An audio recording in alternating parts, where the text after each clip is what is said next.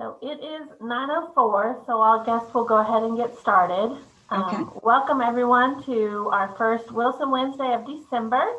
We have State Representative Susan Lynn with us today. And Ms. Susan, I'm just gonna hand it over to you. Sure, thank you so much. I'm looking for my page there. Hey, Ray Bender, how are you? How's your boss doing? Good. All right, good. He's in DC this week. Hopefully okay. Thank you. Oh my goodness. Well, if he's in DC, we're all going to pray for him. It's crazy, just crazy. And that just brings me around to, I hope everybody feels like your General Assembly in Tennessee. We have I don't know, just a good operation going. I really feel like that. It's hard working with all those folks from all those other states in DC where they have so many different ideas. And in Tennessee, we all think pretty much the same. I really think so. There's some interesting things going on. Naturally, the elections just happened, and everybody was either reelected or we have new members, and we have a lot of new members in the General Assembly. One member was served before, believe it or not. He actually served as a legislative assistant at one time. Then he got elected to the state house, and he realized he was a little too young. And that's just what he told me a couple of weeks ago when he won his election. And he went home and he decided not to run again. And unfortunately, he got a divorce and things like that. But now here it is. It's about 5 years later. And he decided to run again because the seat was open and he won. And I called him to say congratulations. And he told me, he said, you know, Susan, I was just in my young 30s at that time. I was really too young. And I guess it's been actually a little bit longer than 5 years because he told me now he's 38. And he said, I really feel so much more prepared and I'm thankful for the experience that I had prior to. So he was elected freshman leader and at the leadership elections that we just held. And I'm really proud of him. I think he's going to be a great representative for his district. We just held our leadership elections, which we elected our Republican caucus. So in the General Assembly, of course, it's a partisan body, so we have Republicans and Democrats. The Republicans have leadership and the Democrats have leadership. And so we, as Republicans, just elected our leadership last week. And so we basically reelected all of our leadership. We were very happy with everybody that we had. And so all of our leadership who ran again got reelected. We have a couple of new people. There were a couple of seats that no one had wanted to run for, secretary and treasurer. And so from the floor, we nominated a couple of people. One is actually a freshman from Knoxville. She's a woman, and she won the secretary position. And then one of our returning members won the treasurer position. And I have no doubt that they'll do a really great job. The goal of the Republican caucus, of course, is to provide that leadership on policy issues so that we can have the, policy in the General Assembly that presents the Republican ideals. And the other job is to raise money and reelect ourselves. And that only happens outside of session. As we're coming into session, the Republican caucus is working hard to identify issues that we need to champion as we go into session and make sure our legislation is as good as possible so that we can pass some good ideas into law. One of the things that the speakers both formed an ad hoc committee to make recommendations and considerations on COVID-19. We've heard from a lot of constituents. A lot of constituents feel that the governor has exercised too much power. Others feel that not enough has been done from the governor's standpoint. So the goal of this ad hoc committee of Senate members and House members was to examine the executive powers when it comes to emergency actions.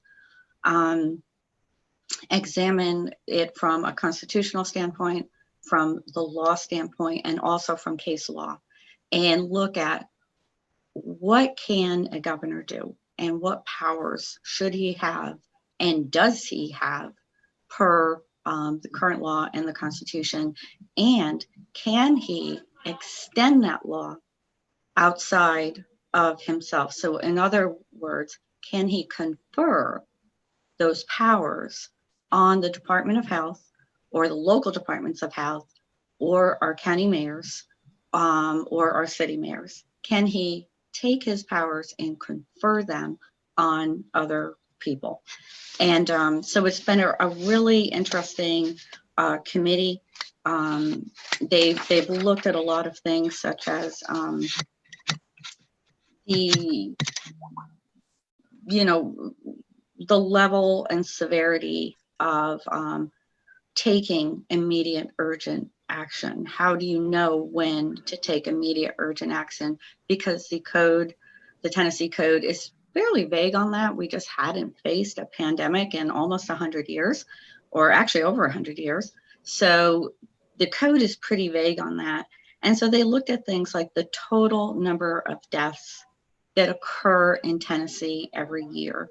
And for instance, in 2018, there were 71,000 deaths in Tennessee, 70,000 in 2017, and 67,000 in 2016. And that's probably reflects our population growth. As our population grows, you're going to have more deaths. From influenza in 2018, there were 1,645 deaths from influenza. So 71,000 deaths in total from all causes, and 1,600 of those were from influenza. So in 2020, looking at that, how many deaths have been from COVID-19, as tragic as they are, and there's been 3,478 deaths from COVID-19, and this is as of November 4th. So this information is about a month old. So 3,400 deaths. And so then they looked at those 71,000 deaths. How many people died and from what causes did they die from? So in Tennessee, of those 71,000 deaths in 18, heart disease took 16,000 people. And cancer was 14,300 people. And then chronic lower respiratory disease was 4,600 people. And you could almost add COVID to that number in 2020, that they may end up doing that. But chronic lower respiratory disease, that would be inclusive of the flu, of smoking related COPD and things like that, and pneumonia. Not everybody who dies from the flu, or not everybody who dies from pneumonia has the flu. Some people just get pneumonia and unfortunately they pass away. So the chronic lower respiratory disease, 4,657 people died in 2018. That is what that is from. And then accidents, we have 4,400 people. Alzheimer's disease, we have 3,500 people who died in 2018 from Alzheimer's. Stroke, 3,500 people died from stroke. And so, and also, let me get down here, traffic fatalities, 960 people died in 2018 of traffic fatalities. So you get down here and you see 3,400 people died of COVID. Very tragic, very difficult. A lot of people have been hospitalized. But what the committee is trying to look at is, how far do we let things go to infringe on rights? Because we've heard from a lot of constituents who are upset about that. A lot of people are upset that the children are not in school, and we know that their testing is going to be reflective of having 2 really bad school years, the end of last year and of course the beginning of this year. We are going to see poor results because of that. in the future. And so the General Assembly is very, very concerned about that. So this committee is basically just trying to look at how much power do we let the governor have? He has conferred his power to other agencies. Do we allow him to do that? Does the law allow him to do that? Does case law allow him to do that? Does common law allow him to do that? And what recommendations would we have for maybe doing things better in the future?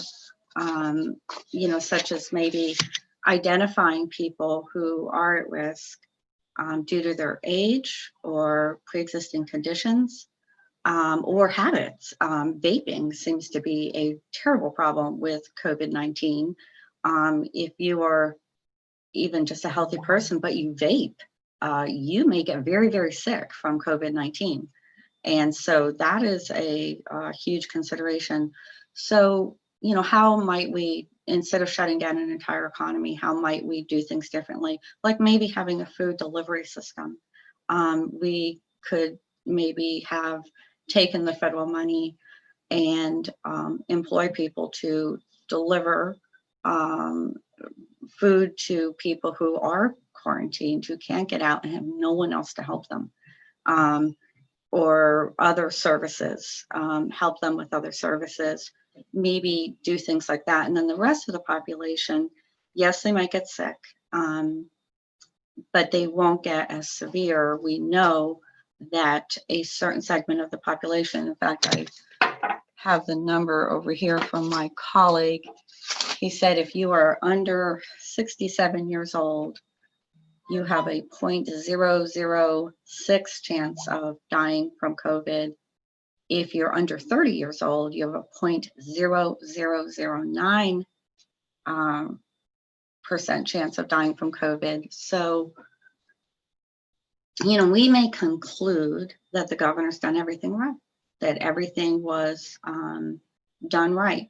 But this committee, this ad hoc committee, is really probing and asking those tough questions that the administration seems a little resistant to, because right now they're in the process of reacting.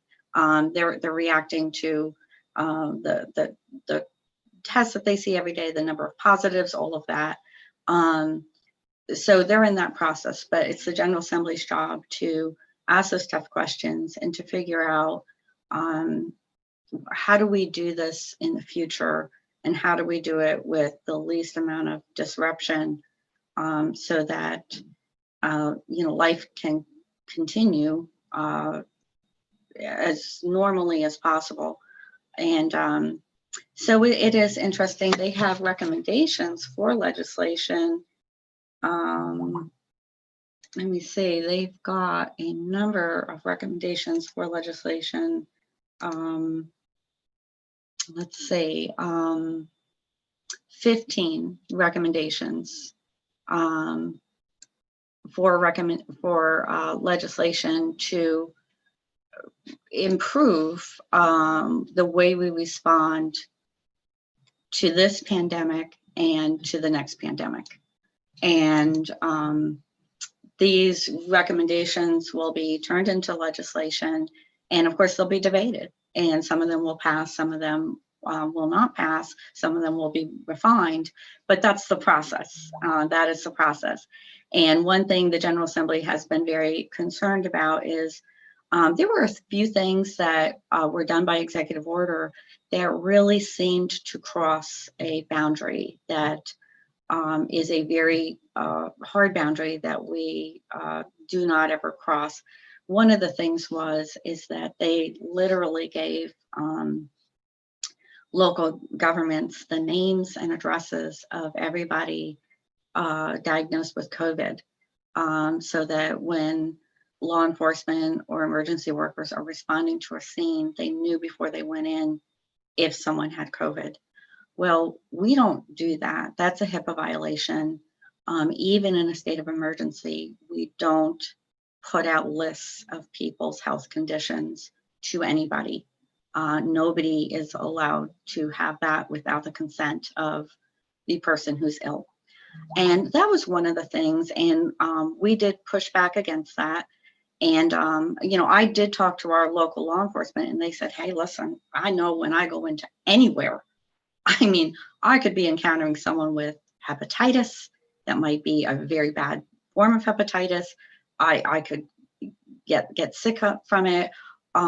Somebody could stab me with a needle, all of that. And they said, we work prepared for anything. So in the event of COVID, we learned how we protect ourselves, and that's how we enter every situation. We don't really need to know who has COVID and what their address is and all of that. And so little things like that.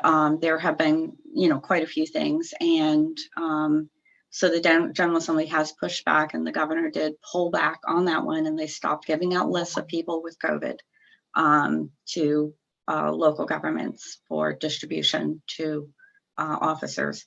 So there's been a number of concerns, and we want to make sure everybody is protected. We want to make sure that everybody is taking reasonable precautions, absolutely. But one thing we really want to do is, looking at the next pandemic, is making sure that those people who really are at risk are the ones who get the focus, instead of everybody, but mass blanket and people who aren't as at risk, everybody shutting down the economy. We want to make sure that we focus on people who are at risk, and we provide services to them so that people aren't mass losing their jobs and, getting behind on their rent, getting behind on their mortgages. The tremendous debt that has been built up is terrible, that their businesses aren't suffering so because of this. As the Chamber of Commerce, you certainly know, I'm sure a lot of local businesses that have suffered terribly through this. And we just want to be able to learn from this and react better to it, so that we don't have a total shutdown of the economy if it's not really warranted. And like I said, maybe when this committee gets done and they look at everything, maybe they will feel that everything was done was warranted. I'm not sure. I do know this, that tax collections in our area have been very, very strong. In fact, they've been strong in Tennessee. Is that because of the way that we've already reacted? Well, that's one of the things we're looking at too. We will find out, why is our economy done okay? And it's not that every sector of our economy is done okay. Certain sectors have suffered terribly, where other sectors have done better. So those numbers will be coming in, analysis will be coming in for that, so that we can draw conclusions and hopefully make refined decisions next time that are less damaging to families and our economy. I know for myself, I have a number of friends who have gotten COVID. One is very sick with COVID. Most people got it and they were sick, and they did get better. And thank God. And some of them got it and they weren't even that sick. They just noticed they couldn't smell. And they felt a little achy. And they recovered very quickly, and it went away. Probably the drive to, get people to stop smoking was a really good thing, because smokers have a hard time with COVID too. And they end up a lot of times being hospitalized. So thank God people have cut back on smoking. But truly, what we've seen is that vaping is a problem. So if you're a vapor, or a vapor, please urge them to cease, so that they can protect themselves, because those folks who I know who are hospitalized and suffering from this, it is not fun. They are really sick. They are really sick, and it's just tremendous how some people get so sick and other people don't get as sick. And we also learned from this that COVID actually affects you in about 3 different ways. One is upper respiratory, and so it's in your throat and your mouth and your nose. And another one is deep in the lungs, and that's the one that's the problem. And your own immune response is why you have such problems breathing and doing well. And another way it affects you is gastrointestinal.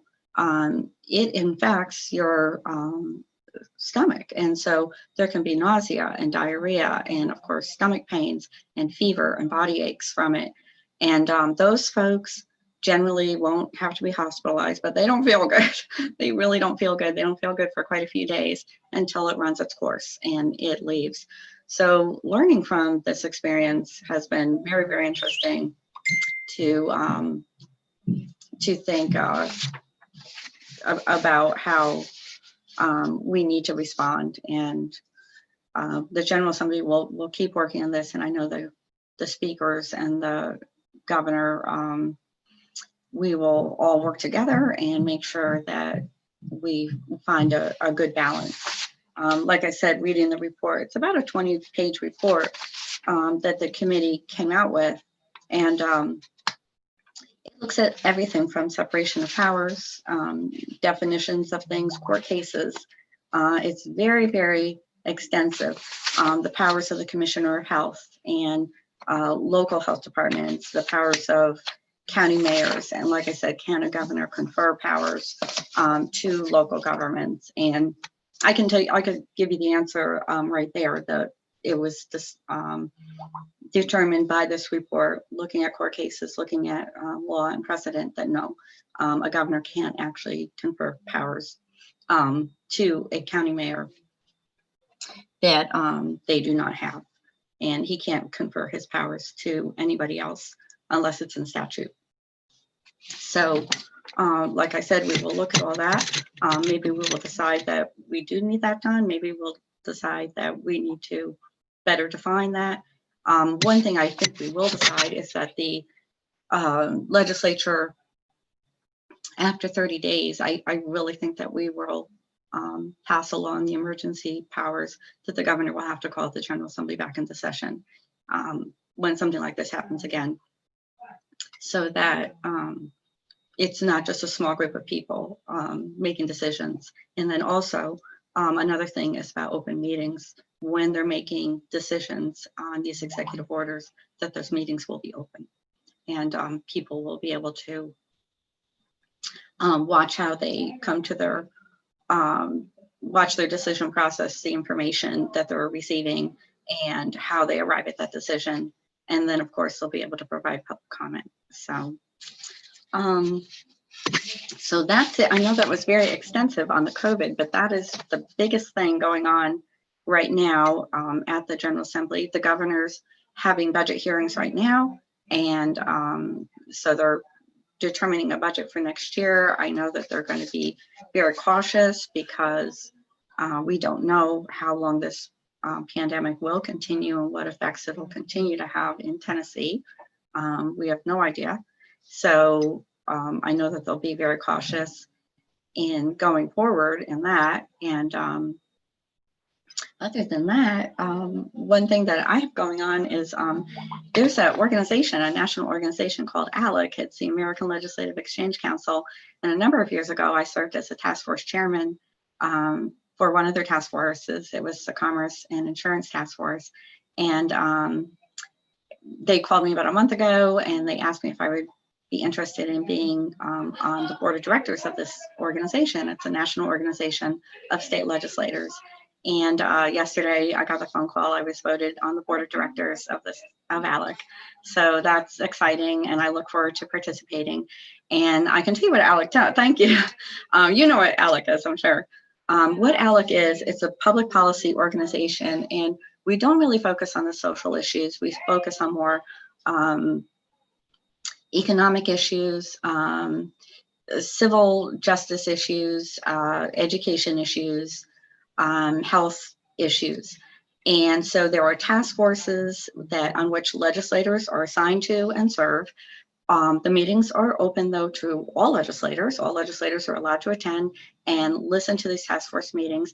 They and basically what it is legislators from all over the United States participate. So the task force chairman identifies issues and problems and maybe things that need to be examined. We get phone calls. People call us and say, we're doing it this way in Alabama. We do it this way in New York or Texas or wherever. And I, as a chairman, I would say, you know what, let's put that on our agenda. I would love to hear from you about that. Or someone would call and say, we have a problem. This is what's happening in our state. I don't know if any other state is doing it well and doing it better. So we would schedule hearings at our task force meeting. We have legislators come and give presentations, or other people come and give presentations. And then our goal is to come up with model legislation so that solutions can be developed in a piece of legislation, and any legislator who wants to take that home to their state can then file that bill and get that bill passed into law in their state. And I can tell you that ALEC is the most successful state legislator organization in the country. There's about 4. There's NCSL, the National Council of State Legislatures. There is the Council of State Governments. There's ALEC, and there's one other one. They're a lot smaller. I've never participated with them. I have gravitated to ALEC because they are fiscally conservative, basically policy issues, but not the social issues. NCSL does address the social issues, and I just feel that is so regional that I just never wanted to participate because I really don't care what they think about certain social issues in California. It doesn't matter to me, or New York, or whatever. But I do care about good economic solutions that other states are using. And in fact, Tennessee has been quite a model. In fact, our tax and fiscal policy, and in particular, the IMPROVE Act, has received a lot of attention at ALEC because it was a solution where tax rates were simply rebalanced. There was no tax increase. Tax rates were simply rebalanced. In fact, we even had a tax savings for taxpayers, and it was a very creative way to accomplish something that we need to accomplish, and that is having good and safe roads in the state of Tennessee. And by reducing tax rates somewhere else, because we were having such great surpluses in that area. So that's received a lot of attention nationally at ALEC. Legislatures really like that. They know that it was hard elections for us. It was very hard elections. People didn't quite get it, but now people do get it, and people have really embraced the IMPROVE Act, and the IMPROVE Act passed. So I'm very happy about that. So I'll be looking forward to helping steer ALEC in the future, and I won't necessarily be serving on any of these task forces, but I will be on the executive board to help steer ALEC in the future. And a lot of that will have to do with raising money for the support of the organization so that we can keep meeting with state legislators all over the country and create really good public policy that is passed in our states. And really the point of this is, we all get elected and we're just citizens. We are citizens. We are not professional legislators. We don't know anything more than anybody else. But it should be our curiosity, our inquisitive nature, our drive, our search for solutions, our search to want to help people, to care about our constituents that drives us. And then, of course, drives us to ALEC to either seek solutions, or organizations like ALEC, but to seek solutions to help our constituents, or to help create solutions that will help other states in general. As you can see, ALEC is probably a very strong states' rights organization, and it is. We really want the federal government to just back off. Don't come up with a blanket policy for us, Ray Render. Yep, we want the states to drive the policy that's best for their people. And in fact, a lot of the ALEC model policy that legislators take and they bring home and they file in their state to try to pass into law, very much tailored and customized to that state And that's the beauty of it. It's not just one big blanket policy that is one size fits all for the entire country. It is customized to each and every state. So I'm really proud of ALEC, really proud of the organization, and I'm proud to be able to serve on the board of directors coming up. It'll be I think a 2-year term. So, but outside of that, does anybody have any questions? Is there anything I can help you with? Still receiving a lot of, no, well, not a great deal, but still unemployment calls, helping people tremendously with unemployment, helping employers with questions about how they deal with COVID-19 and other issues. And then, of course, you know, people always have smaller issues that they call the office about, and we just figure out how to help them. Absolutely figure out how to help them. One lady called yesterday about trash on Lebanon Road between the county line and 109, and what can we do about that? And yes, there is a solution to that. And so we made the appropriate phone calls to have the TDOT road crew pay special attention to looking at that problem and cleaning up as they go along. So that'll be happening. So, and I know that sounds like a mundane issue, but it's an important issue. It really is. We get calls like that all the time in the office, and we're very happy to help people with any issue that they identify and try to find a solution. Hey, Susan, when your board of directors position starts at January of 2021, I want to let John know. It does, yeah. Okay, thank you. Yeah, January 2021. Mm-hmm. Congratulations, that's great. Yeah, and I think so. January 2021, but the first ALEC meeting then will be in April, because everybody's heading back into session in January, so we don't actually have a ALEC meeting until April, not in January. You feel like y'all will go in session in January? Just depends on COVID numbers between now and then, or? Oh, no, definitely we'll go into session in January. Whether any special accommodations are made, I don't know. For instance, we just had a retreat, a legislative retreat a couple of weeks ago. You may have seen it on the news. The news was really criticizing the General Assembly for holding this retreat with COVID spreading like it was. Well, my daughter had just been diagnosed with COVID. Our office manager where I work was just diagnosed with COVID. I did not go to the retreat. I regret that I missed it, but I just felt like I don't want to, in case I am a carrier or have been exposed in any way, I don't want to expose anybody else. So I just told leadership, look, I can't in good conscience attend, because we have a lot of members who are over 60, and I would really regret it if anything happened. So not all members went, quite a few didn't go to our retreat. Well, at the time, one member also had been diagnosed with COVID, and one of our members is pretty sick right now with cancer, so he did not go. I don't expect he'll be coming back in January. And as for anybody else and their fears of COVID, we were very strict in the summer with our COVID protocol. We were spaced very far apart in the committee rooms. Some of the members actually sat in the audience and could still participate, of course. You know, they just had to raise their hand and walk up to the microphone. Everybody wore masks. Everything was cleaned. It was the whole room was cleaned between committee meetings. So we were very, very careful, and I would expect those kinds of safety precautions to continue. In fact, they even put up plexiglass barriers on the floor. We all sit very tightly and close together, but they put up plexiglass barriers between all of the members so that we could respect each other's space. And if anybody had exposure, they wouldn't have exposed each other. And it's really funny for me because my seatmate doesn't hear well. And he doesn't hear well anyway. And so I'm always like making sign language to him just as a joke. Well, with the plexiglass up, boy, he really couldn't hear me. So I was actually taking white sheets of paper and saying, Ron, how are you going to vote on this? I just hold it up and show it to him. And he would laugh.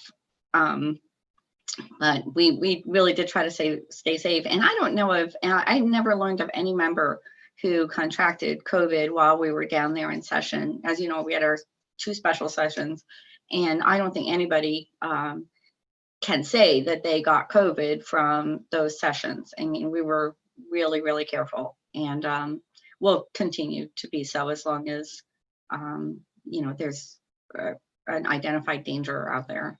So. All right. Any other thoughts or questions? Well, as always, call my office, 741-7462-615-741-7462.